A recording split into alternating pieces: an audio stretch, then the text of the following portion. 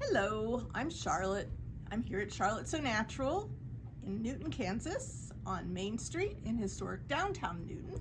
So I am here today with a Wisdom Wednesday. Rita just took another quilt off the quilting machine for me. She got it all quilted. This is one of these fast 3 1-yard fabrics, except that I did it larger. And all of these books by Donna Robertson, she talks about how to make them larger. And in this case, she always talks about this in the back. So in this case, I was doing a twin size. And I just wanted to show you how the proper way to trim a quilt. So when you get it back from a quilter, or after you have quilted it on your home sewing machine, you want to trim these corners. You want them to be square. So you don't want to just whack off this side and then whack off this side. You really want to use a square ruler. And it could be a big square ruler, but it could also be a small square ruler. So I'm going to lay this square ruler on here. And I can see this is actually pretty darn square. If I put this in here, so this has been really well done. I pieced it so that it was square, and Rita pulled it square on the machine and kept it square while she quilted it. And so that's really good. So I want to make sure that I am trimming that square. So I'm going to turn this around here, and I'm going to trim this corner. And let's just see if I can get this in here. So this is staying square. And I'm just going to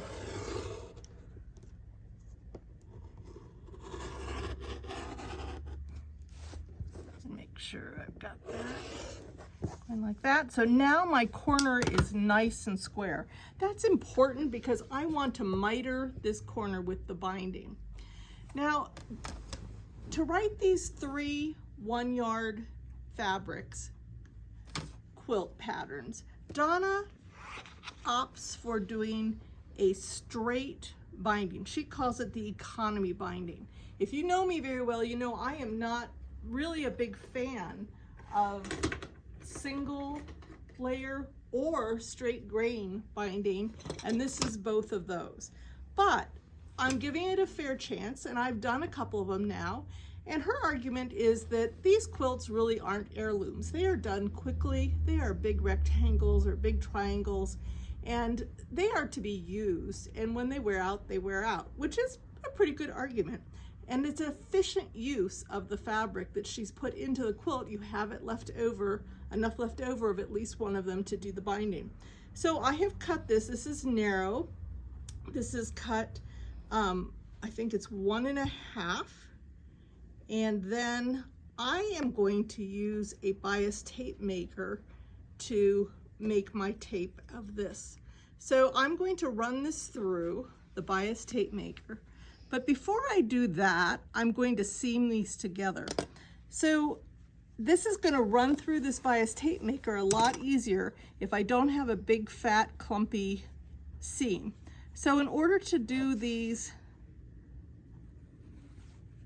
with a 45-degree angle seam, I'm going to take my fabrics and I'm going to lay them all one direction. In this case, I'm going to lay them all face up, right side fabric up. I'm going to just do a stack of them, and then I'm going to use this handy dandy cut right bind up tool, and this is a nice 45-degree angle.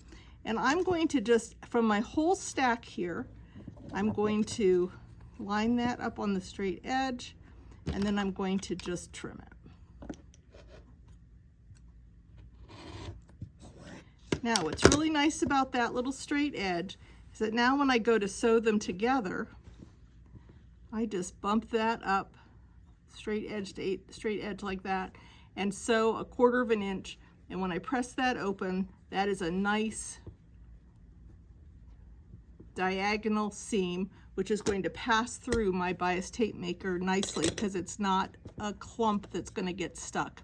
So with that said, imagine that I've sewn all that, and now I want to run this through here, and I'm going to grab something to help it get started. So this is the 3/4 inch bias tape maker, and let me show you here, it's not bias, this is straight cut, straight grain, cross grain, it's 1.5 inches wide, and I'm just going to feed this into this tape maker. I keep calling it a bias tape maker because that's what I always use it as, but this is a straight grain tape maker today because we're using straight grain. So I'm going to get that going in there, and you have to use a little poker in there.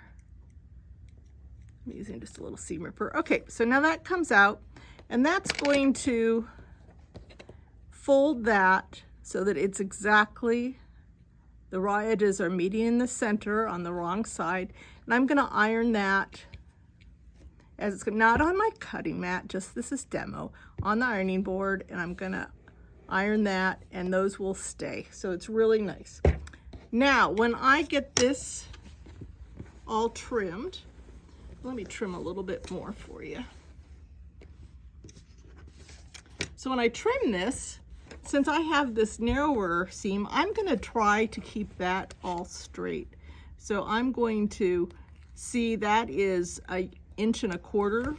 So I'm going to go 1.25 inches.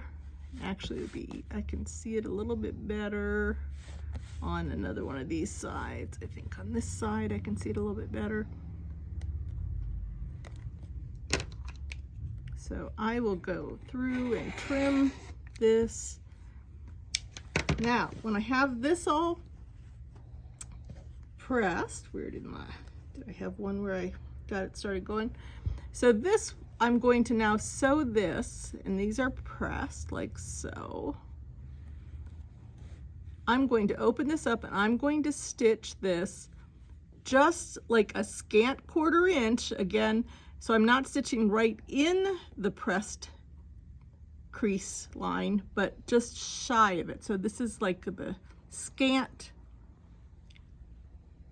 seam, so that when I fold this up, it'll still fold on that line that I already pressed.